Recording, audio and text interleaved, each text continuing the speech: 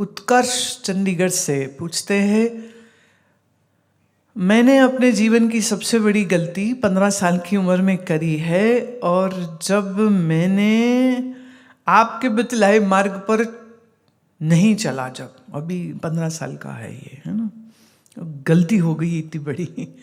मैं एक हिप्नोथेरेपिस्ट बनना चाहता हूँ और एक पॉजिटिव स्पिरिचुअल एनर्जी मेरे अंदर हो, उसके लिए कृपया ये बताएं कि मेरे जैसा विद्यार्थी क्या खाए, कब जागे, कौन सा योग करे, कौन सा प्राणायाम करे, जिससे मैं सफलतापूर्वक अपने लक्ष्य को प्राप्त कर सकूं और इसी जीवन में। और मैं वो गलतियां नहीं करना चाहता हूं जो मेरे पिता ने की हैं। सही।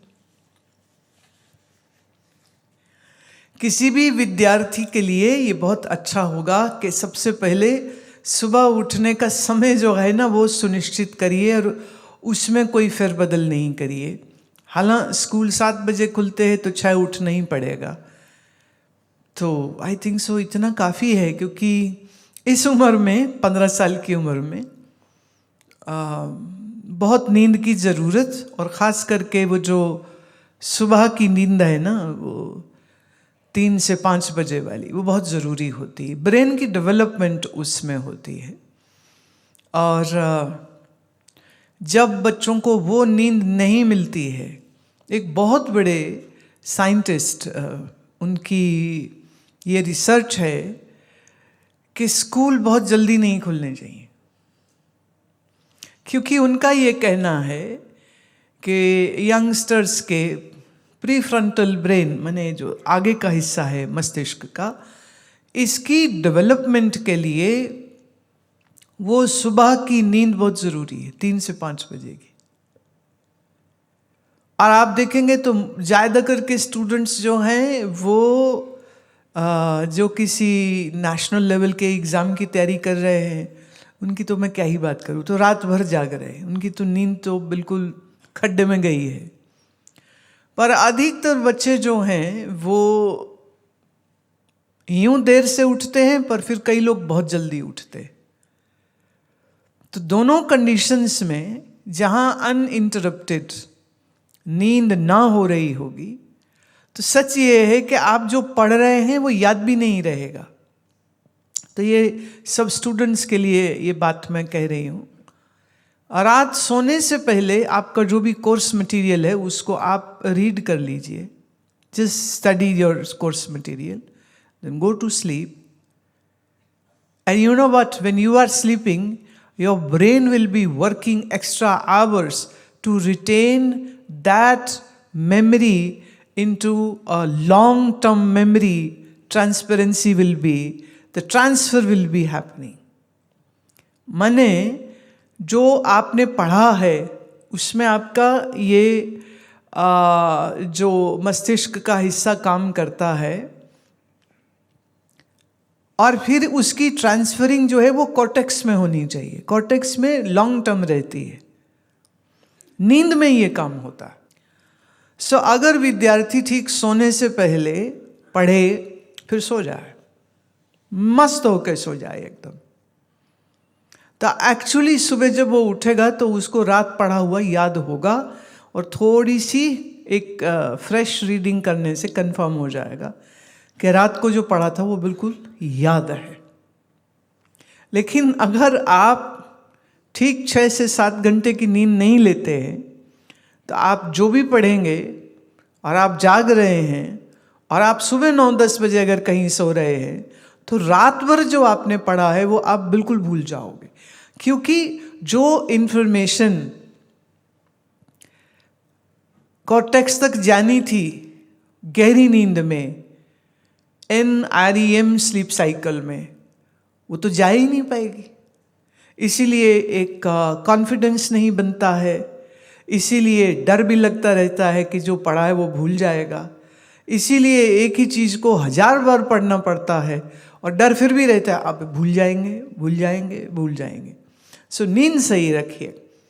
तो रात को सोने का समय बहुत लेट ना हो, पर सोने से पहले पढ़ाई कर लीजिए, सो जाइए, और सुबह जब उठें तो जैसे नींद खुले तुरंत स्नान करिए, यंग हैं तो ठंडे पानी से स्नान करिए, और अगर दिल के कमज़ोर हैं तो मत करिए।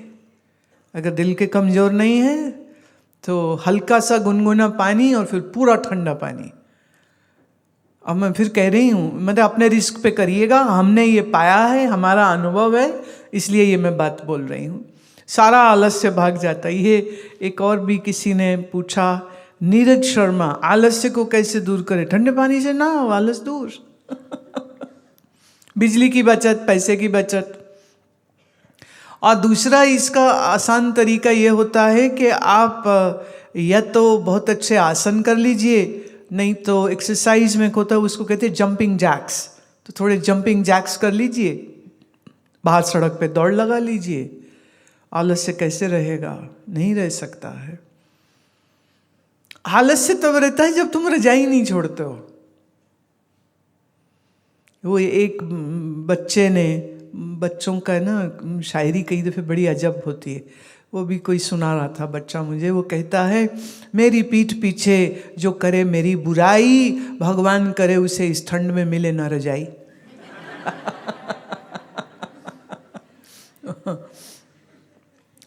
तो आलस्य दूर करने का सबसे बेहतरीन तरीका तो ये है कि अगर आप अपने आप से उठ रहे हैं, जो कि उठ जाना चाहिए, रात सोने से पहले मानसिक अगर आप प्रणव करें, अगर अकेले कमरे में हैं तो बोल के प्रणव करें, और फिर मन में 3 बार रिपीट कर लें कि मैं सुबह 5 बजे उठना है, मैं सुबह 5 बजे उठना है, मैं सुबह 5 बजे उठना। सो जाओ, ठीक 5 बजे नींद खुल जाएगी बिना किसी अलार्म के। और जैसे ही नींद खुले तब उस समय रजाई फेंकिए और थोड़ा शरीर को हिलाइए, गर्म कीजिए, ऑन द स्पॉट जॉग या जंपिंग जैक्स कुछ भी करिए और सीधे स्नान करिए। तो आलस्य कैसे रहेगा? एक जरा सी खिड़की कमरे की खोल के रखिए कि ठंडी हवा आने दो। मैंने इस सर्दी में भी मेरे कमरे की खिड़की खुली होती है, आई नीड दैट। अच्छा लगता है। सबको शायद सूटेबल नहीं हो, बट मेरे शरीर को ठीक रहता है। तो आलस्य दूर करने का उपाय तो आसन ही है, और आसन से भी ज़्यादा तुम्हारा संकल्प होता है कि मुझे अपने समय का सदुपयोग करना है। खाए क्या? अरे भाई ऑर्गेनिक खाओ, और घी जरूर खाओ, 1 चम्मच 2 चम्मच देसी घी, गाय का मिल जाए तो बेहतरीन, वो खाइए। और घर का खाना खाइए, नूडल पास्ता बर्गर बाजार के बिल्कुल नहीं खाइए, उससे भी दिमाग भी सही रहेगा और शरीर भी सही रहेगा। सो ये किसी भी उम्र के हों, आप जवान हो या बूढ़े हों या किसी भी उम्र के हों, तो सड़क किनारे बिक रहे खाने से परहेज करिए। अगर जीना है तो, मरना है तो ठीक है, आपकी मर्जी है।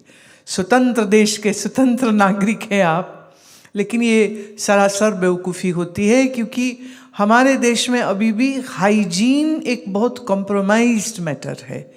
फूड एंड ड्रग कंट्रोल करने वाले इंस्पेक्टर्स की यूँ तो ड्यूटी होनी चाहिए, और उनका एक स्केड्यूल होना चाहिए कि एरिया वाइज वो पूरे खाने की सब दुकानों को, रेहड़ी को, हलवाई की दुकान को वो लोग इंस्पेक्ट करें, और कुछ गलत पाए जाने पर ईमानदार रहें, रिपोर्ट बनाएं, पैसे लेकर के रिपोर्ट न दबाएं, जिससे एक जिम्मेदारी जो है, हमारे यहाँ क्या है, कानून का पालन स्व इच्छा और बुद्धिमत्ता से कोई नहीं करता, इसीलिए शॉर्टकट और बेईमानी चलती रहती। अब चूंकि लोग ईमानदारी नहीं कर रहे हैं, तो फिर कानून व्यवस्था और कंट्रोलर्स और इंस्पेक्टर्स, इन सब की आवश्यकता पड़ जाती है। होनी नहीं चाहिए थी, पर पड़ जाती है। तो ऐसे में हमको अपनी जिम्मेदारी खुद उठानी पड़ेगी। आप जब कुछ खाने लगें, बाजार से खाने लगे, भले आप 5 स्टार में हो कि 3 स्टार में हो कि रोड साइड ढाबे में हो, पूछिए उसको कि ये किस तेल में आपने पकाया है। पूछिए उसको तेरी दाल साफ थी या नहीं। पूछिए उससे तेरा आटा कहाँ से आया है। अब तुम कहोगे वो तो दिमाग खाएंगे हम, तो वो हमें उठा के बाहर फेंक देगा, तो अच्छी बात है ना, फिर घर का खाना खाओगे तुम। पर सवाल तो पूछना बनता है, क्योंकि आप अपने जीव के मजे के लिए अपने शरीर को सजा नहीं दे सकते हो, और अगर दे रहे हो तो फिर जिम्मेदारी उठाओ। अभी पंजाब में हमारे एक दो लोग एज लाइक 40-45 ग्रुप में 2 लोगों की मृत्यु हुई है, वही लिवर सिरोसिस। ट्रांसप्लांट तक नौबत ही नहीं पहुंची, उसके पहले ही इन्फेक्शंस हो गया, ख़त्म। और आई नो हम लोगों के थोड़े से खान पान की आदतें जो बदली है ना, वो हमको अस्वस्थ कर रही है, इसलिए ये जिम्मेदारी खुद ही लेनी पड़ेगी। और मुझे ये लगता है कि जब सब लोग ये जिम्मेदारी समझने लग जाएंगे तो शायद फिर वो बाहर का खाना शायद ठीक हो जाए।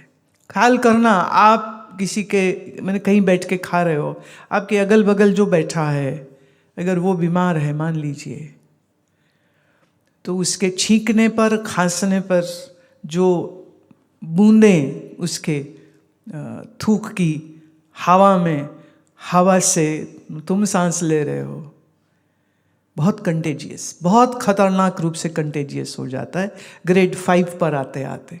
पर कई बार लोगों को लगता है कि आम सी खांसी है, कोई नहीं, ठीक हो जाएगी, और जकड़न है, कोई बात नहीं, सर्दी लग गई होगी, इन्वेस्टिगेट नहीं कर पाते। मैं एग्जाम्पल दे रही हूँ, एक एग्जाम्पल दे रही हूँ कि जब आप बस में, प्लेन में, ट्रेन में सफ़र करते हैं, आपके आगे पीछे कौन बैठा है, वो कौन सी बीमारी लेके बैठा है, क्या आप जानते हैं? और कोविड के टाइम पे हम लोग सब कैसे हाथ धो रहे थे, सैनिटाइज कर रहे थे, आजकल कोई नहीं कर रहा। नोबडी इज डूइंग इट, क्योंकि आदत में नहीं है। अब वो जब आप इस तरह के समाज में रह रहे हों जहाँ हाइजीन भी कॉम्प्रोमाइज्ड होए और बीमारियाँ भी हों, और ऐसे में आप बाजार का खाना खाएं, कैसे सेफ हो सकता है? नहीं होगा सेफ।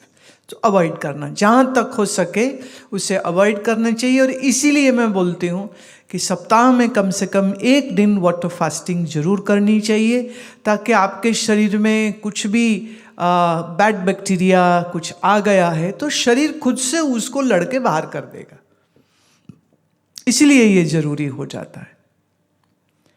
तो ये बात सिर्फ स्टूडेंट की नहीं है, ये तो सबके ऊपर लागू होती है। घर का खाना खाइए, स्वच्छ खाइए, घी खाइए, अगर अनुकूल पड़े तो नींबू पानी पीजिए, इम्यूनिटी बढ़ाता है, आंवला खाइए, इम्यूनिटी बढ़ाता है, और बहुत सा आसन करिए और गायत्री मंत्र का जप करिए। अगर ज्योति जला के उसका दर्शन करते हुए में आप गायत्री मंत्र का जप करेंगे तो आपकी आंखें मस्तिष्क का ही दिखने वाला हिस्सा है। तो जब त्राटक के साथ आप गायत्री करते हैं, ये आपकी मनस शक्ति को बहुत बढ़ा देता है।